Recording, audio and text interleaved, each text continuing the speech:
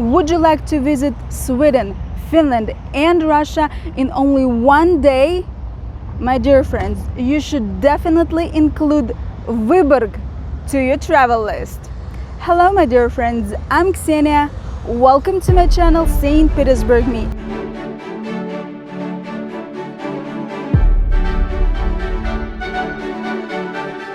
Nowadays, Vyborg is a city with a population of 73,000 people located in Leningrad region, and it's located 122 kilometers away from St. Petersburg, and it's located 30-40 kilometers away from the border with Finland. But before we get to sightseeing, let's dive in the city's history. It starts here, in the forest, in the 11th century. This is a forest park, which is called Monrepo. The first settlers here were Karels, who were the ancient Finns. They started a village somewhere here on the territory of this park or somewhere near here, and as Chronicle says, those Karels were trading with the Duchy of Novgorod. So these lands were rich with different animals, with fish, because here it is the Vyborg Bay, and it's plenty of water and of course plenty of fish. In the 13th century, Swedes came here and they thought, oh, this is a very beautiful land with plenty of everything, water, access to water, plenty of animals, and it's a good place to set up a fortress. So they took this place. They took those Karels under control, and at that time Karels were pagans, and when Swedes took control over them, they introduced a new religion for those people, and that religion was Christianity. In 1293, Swedes founded this fortress, and that is considered the date of birth of Viborg. During the next 4 centuries, Viborg was developing and its population was growing. In 1703, Peter I founded St. Petersburg and thought of safeguarding and fortifying the city and the borders of the Russian Empire. So, in 1710, Peter I took the city by storm. To fortify the fortress even more, the administration of the city confiscated the land from citizens. In 1811, after the final war with Sweden, Finland became a part of the Russian Empire as the Great Duchy of Finland, and Viborg began developing again. It became the center of science and trade. New residential areas, offices, and even a railway were being built at that time. In 1917, after the revolution in Russia, Finland got independence and took control over Viborg. In 1939, the Soviet army returned Viborg under control of the Soviets. In 1941, Viborg got under control of Finland again. In 1944, the Soviet army took the city by storm, and finally, it became the Soviet city again. And as you understand already, the main tourist attraction of the city is Vyborg Castle. I suppose when they were reconstructing the tower, as you can see, they didn't coat the whole tower. I think the idea was to show the tourists the brickwork, just how it originally looked. And the same here, you can see the brickwork, but here I think something went wrong and the coating just started to peel off. Okay. they made a coffee house in the fortress. I don't know even how to react. From one point of view, it looks quite, original, quite unusual, but a coffee house in a medieval fortress? Seriously?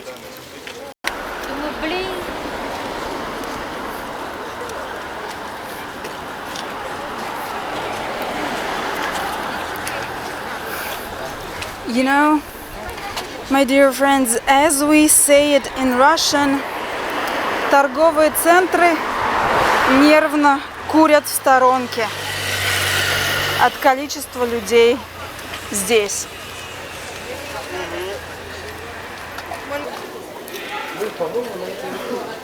So, my dear friends, once again,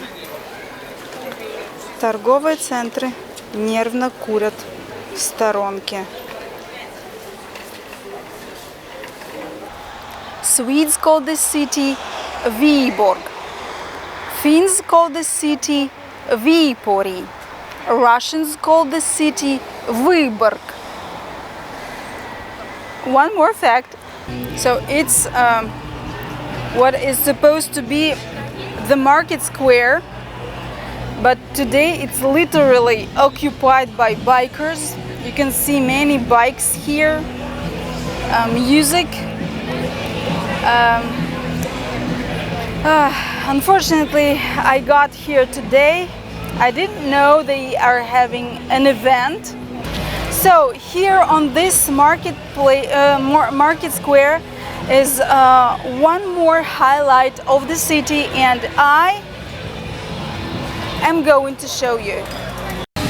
So I wanted to show you this round tower, a historical object on the marketplace, on the market square, but all you can see is the bikers' fence, the bikes, and plenty of cars and hordes of people. Very nice, very nice. This is one more highlight of the city, a round tower, in which you can have your meal. By the way, they have a restaurant there, so you can experience the 16th century yourself. It is literally the 16th century. So here how it should look like. But because of damn bikers, I'm sorry if you are watching me and you are a biker. I'm sorry. I'm really sorry to call you that, but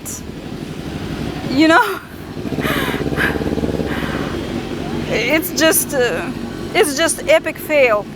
I don't know my fail or bikers fail, but I don't think that such events should be held here. I don't. So one more angle for you. There's only two angles that I can show you today. I'm very sorry, guys. I wanted to show you from that angle, but okay. To say that I'm disappointed is to say nothing. Oh my God.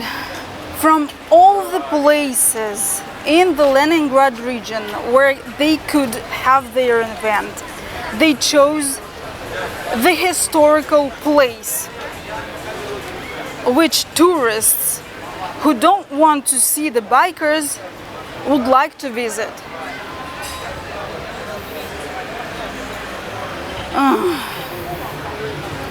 Disappointment, pure disappointment. And the second reason why I'm disappointed is that such an event is organized while the conflict is on. Of course, it goes without saying. I just don't want to command it even. So I was here in 2015 for the first time, and you know, I can tell you that there were also crowds of people. It was almost October, and there were a lot of people who were visiting Viborg from St. Petersburg. So here's our tower, a round tower.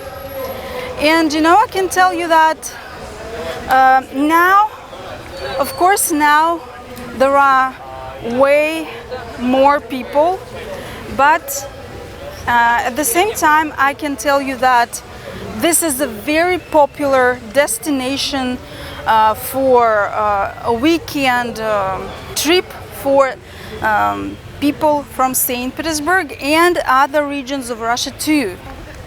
The amount of people is over the top, and you can see a cat. Look how he's enjoying pets.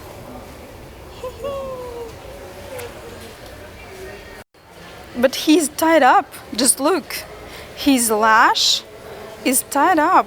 He cannot walk away. Luckily, he has a chair to lie on. So, one more cat. So, yes, cats are very, very typical creatures and animals here. So, you can see it yourself. He is a director of a trading department. Oh. He's the owner of these small stores, the shop or the store of the Red Arm. Oh. And that black cat is his hand friend. Her name is Chusa. Oh. This is the and yard. they live here? Yeah, he lives here to sleep here. Well, if he is tired, he can go inside. He can sleep on that wood. Careful, there's a bike here. Or just to go up on the top of the wardrobe. Oh. He's absolutely free man. But we use the belt because he can just he afraid of the sounds, noise, and he can just walk around and just we don't want to seek him. Don't want to play the hide and seek. If I live like he eats 3 times a day, he sleeps, he walks. So he's absolutely happy, absolutely phlegmatic, and he is very popular among the tourists. And you are one of the billions of tourists who makes a picture of this red guy. Those windows, you can see the blinds there, so that means that somebody lives there. And there, so I can assume that these are not the hotel or something like that. So people really live here. Okay, one more cafe. Wow, this paved road is absolutely gorgeous. One more cafe, just look at it, how people dine here. Something is being restored, I think. Yeah, they built the roof, just look at it. Okay. So, look, this is not very safe, of course. Okay, so many cats here. Okay, so something deteriorating here. So you can see that in Russia, when you stand in front of the building or residential building, you can see the pretty facade, the pretty, the renewed windows, the renewed coating. But when you just go around the corner of this very building, you can see these things. So the things that are not very beautiful, just when you turn around the corner.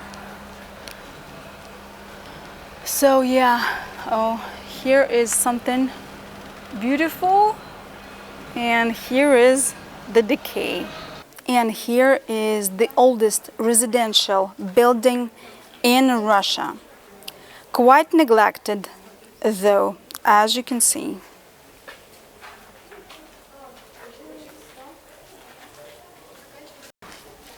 So here it is.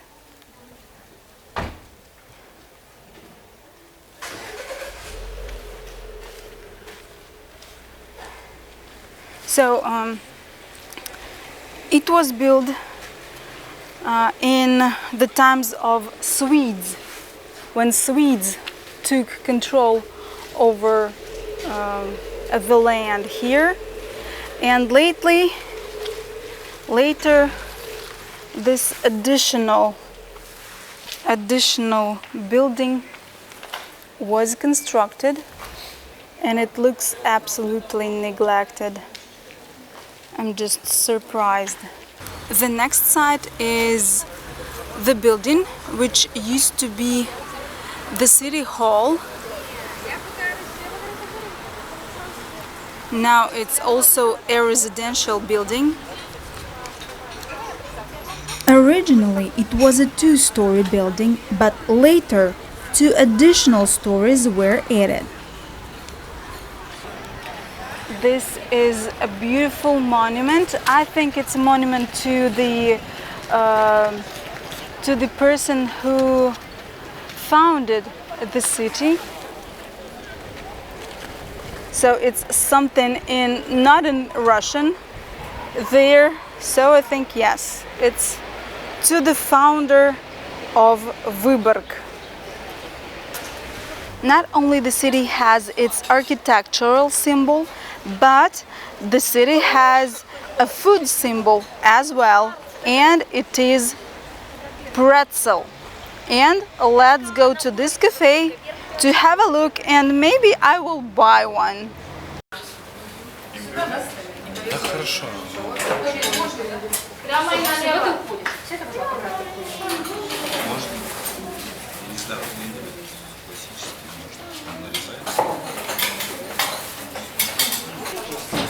And of course, here is quite a big line of people. Absolutely no place to sit. Oh no, they have two vacant tables. Okay, so I got myself a pretzel. It's Vyborg pretzel. Let's try this. And I got myself a glögg. It's a glint wine, but not alcoholic. It's not cold, it's hot actually. Okay.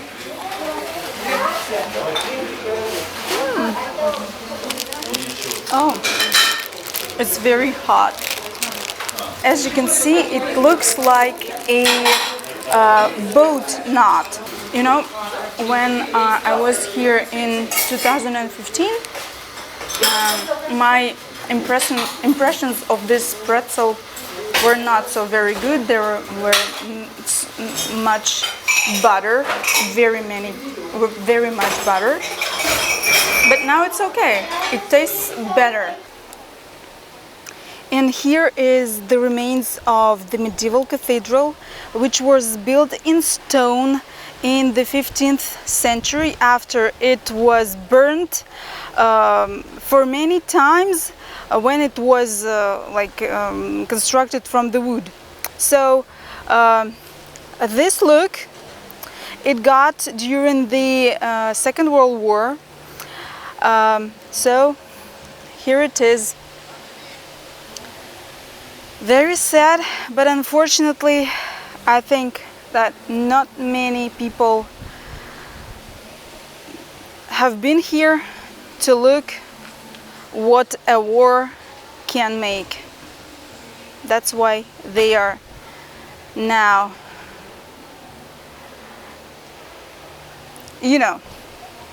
okay.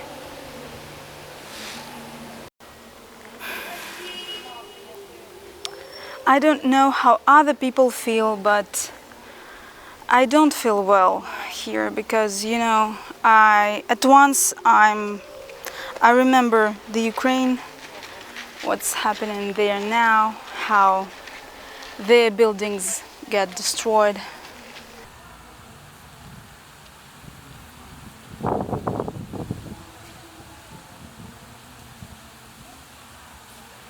And I think the last site of the city that I will show you today is this clock tower that was actually built as a bell tower for this destroyed cathedral.